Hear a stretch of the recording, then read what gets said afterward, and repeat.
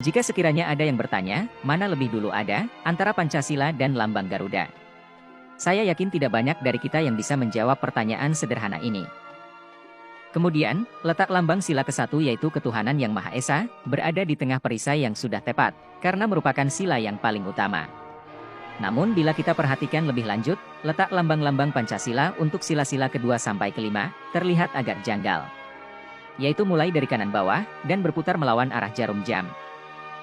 Biasanya, bila kita ingin menggambarkan sesuatu dalam sebuah lingkaran, kita akan melakukannya sesuai arah jarum jam. Apakah kejanggalan itu mempunyai makna tertentu yang tersembunyi?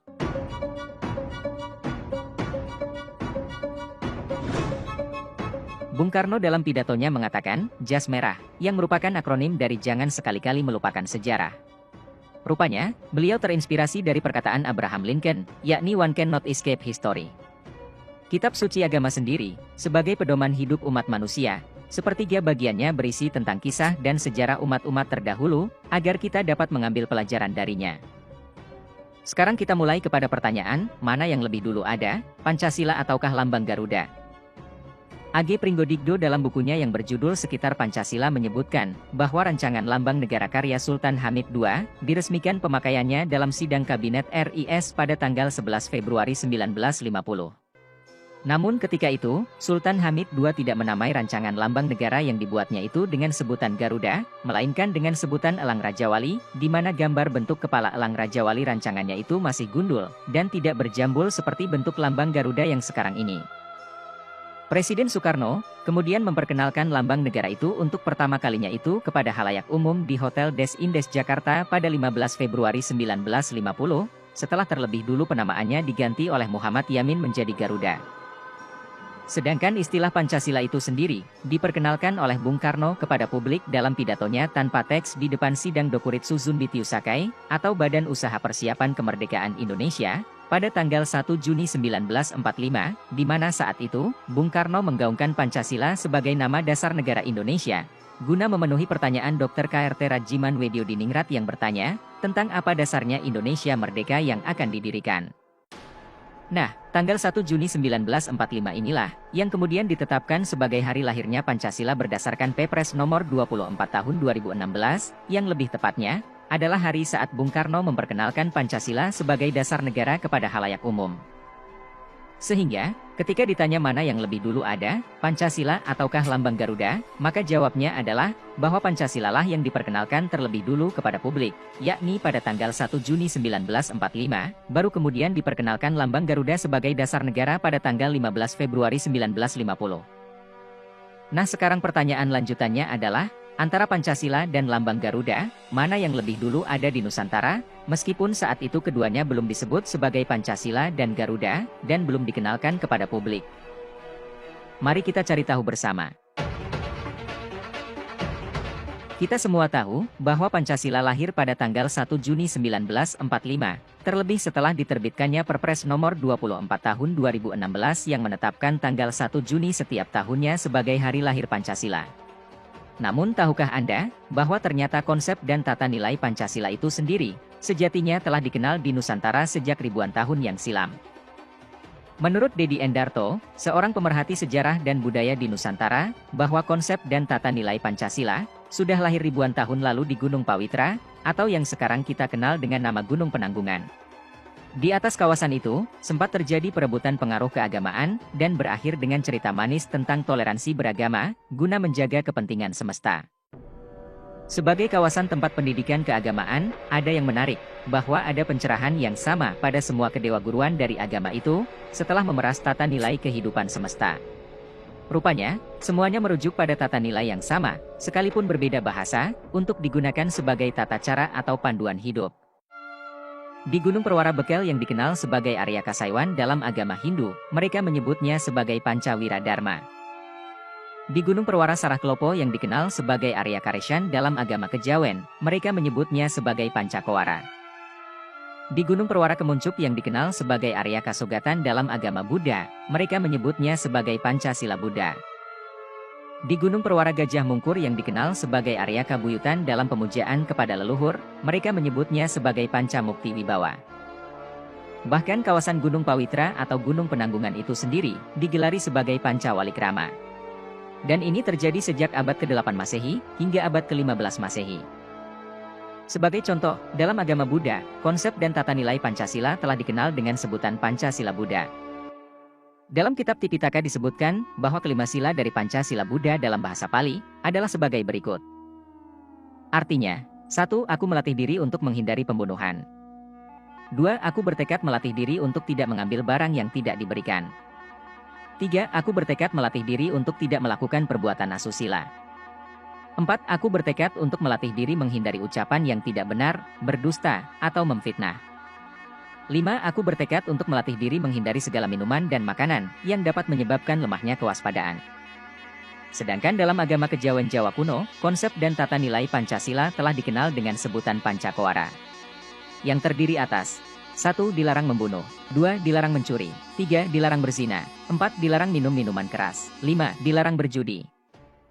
Nah, konsep dan tata nilai Pancakowara dari agama kejawen Jawa kuno inilah yang kemudian pada zaman kerajaan Majapahit berjaya di Nusantara, ditulis oleh Empu Prapanca dalam sastra pujanya yang berjudul Kakawin Negara Kertagama pada 1367 Masehi, dan juga oleh Empu Tantular dalam sastranya yang berjudul Kakawin Sutasoma pada 1384 Masehi, dan dikenal dengan istilah Pancasila Krama. Berikut ini adalah bukti sudah dikenalnya istilah Pancasila di dalam sastra Kakawin Negara Kertagama. Artinya, waspada dan teguh memegang Pancasila, berlaku mulia, dan menjalankan upacara suci. Kemudian dalam Kakawin Sutasoma disebutkan, bagi yang mengikuti Vajrayana, Pancasila harus dipegang teguh, jangan sampai dilupakan. Wajibkanlah kepada semua anggota catur asrama, supaya Pancasila dijalankan secara teratur.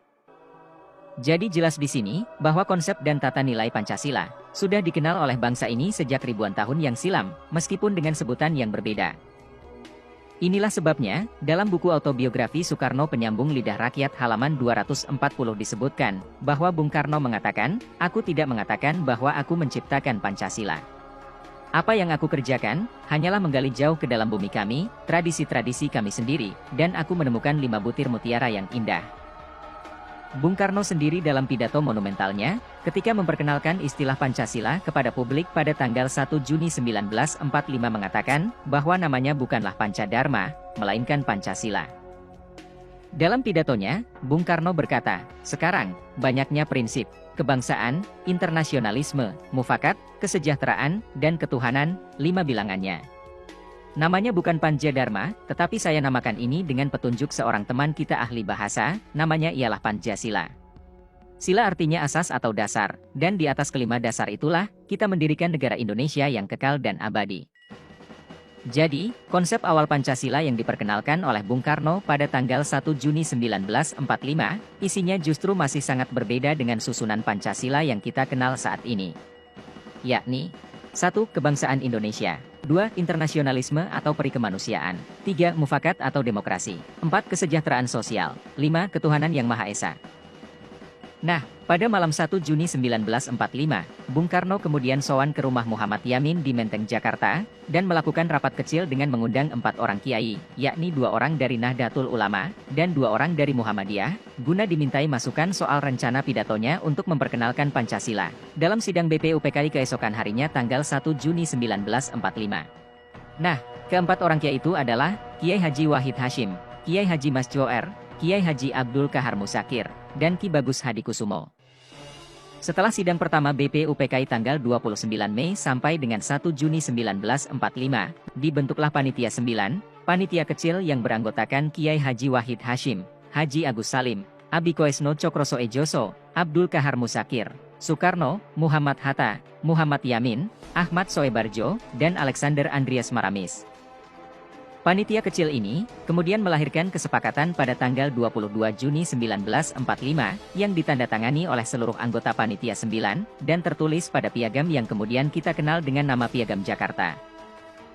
Selanjutnya, Piagam Jakarta tersebut pada sidang kedua BPUPKI tanggal 10 sampai 16 Juli 1945 diterima oleh seluruh anggota BPUPKI dan disepakati secara resmi untuk dijadikan alinea keempat pembukaan Undang-Undang Dasar 45 atau Pernyataan Kemerdekaan Indonesia.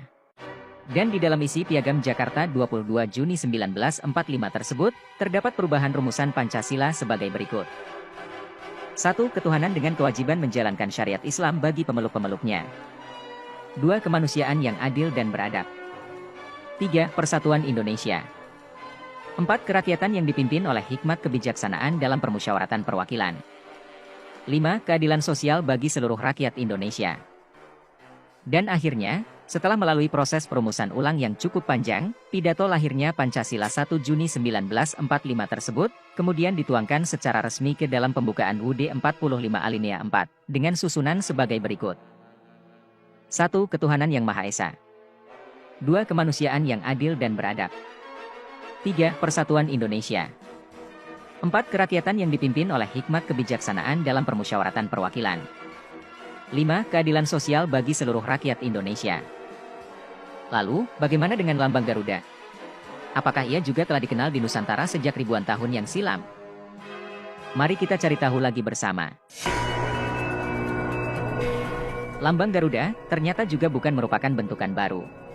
Karena rupanya, sejak abad ke-8, lambang Garuda telah digunakan sebagai lambang kerajaan Medang Kahuripan, dan dikenal sebagai lambang Garuda Muha, yang kemudian pada abad ke-11 disempurnakan oleh kerajaan Daha menjadi lambang Garuda Winata, dan kemudian pada abad ke-13 disempurnakan oleh kerajaan Singasari menjadi lambang Garuda Winada, yang kemudian pada abad ke-14 disempurnakan oleh kerajaan Majapahit menjadi lambang Garuda Yeksa, dan kemudian pada abad ke-16 dan abad ke-17 disempurnakan oleh kerajaan Kedah menjadi lambang Garuda Garagasi, dan akhirnya abad ke-20 pada tahun 1950 disempurnakan menjadi lambang Garuda Pancasila, sebagai dasar negara Indonesia.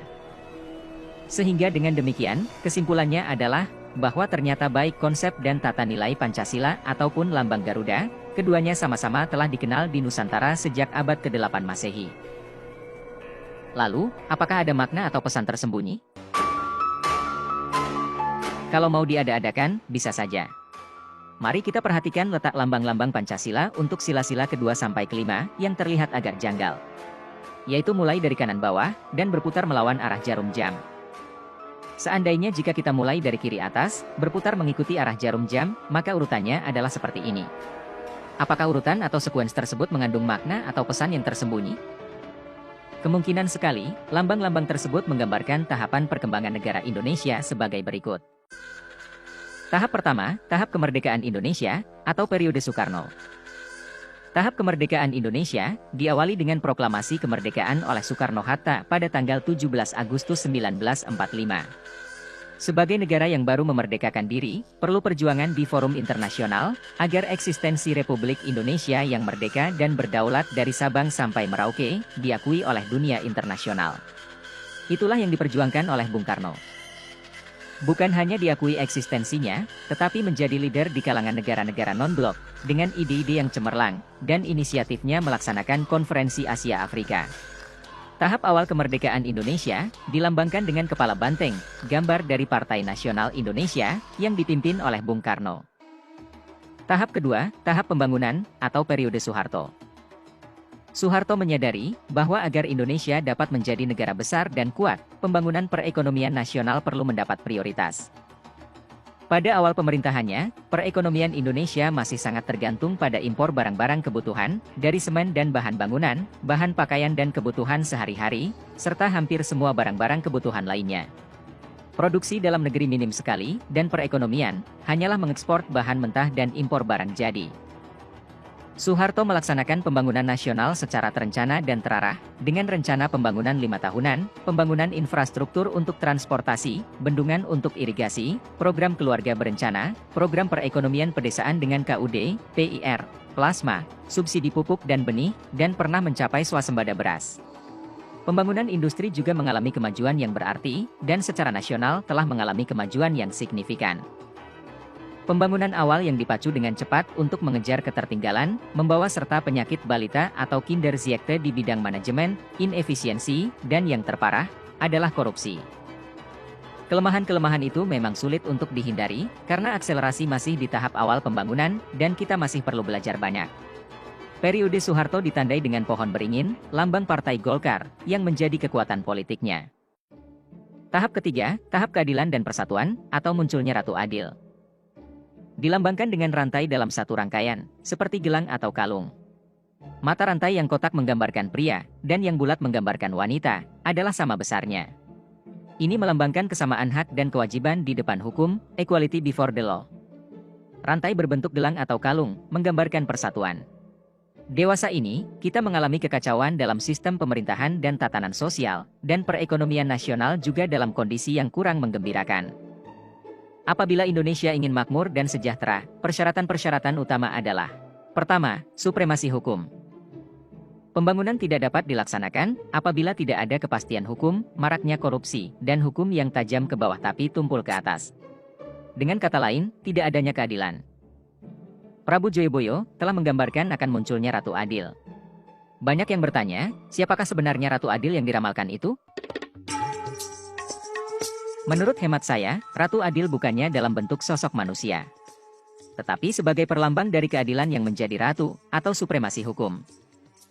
Syarat kedua adalah persatuan. Pembangunan tidak dapat dilaksanakan dengan baik bila terjadi keretakan, apalagi perpecahan bangsa. Konflik-konflik horizontal atau vertikal akan sangat menghambat pembangunan. Menurut saya, kita masih berada dalam masa transisi untuk mencapai tahap ini, yaitu tahap keadilan dan persatuan. Prabu Joyoboyo meramalkan, kalau Ratu Adil sudah muncul, Nusantara akan makmur. Tahap keempat, tahap kemakmuran. Tahap ini dilambangkan dengan padi dan kapas, sandang pangan yang mudah-mudahan Indonesia akan makmur dalam kurun waktu yang tidak lama lagi. Demikianlah sekadar lamunan tentang pesan tersembunyi dalam lambang Garuda Pancasila.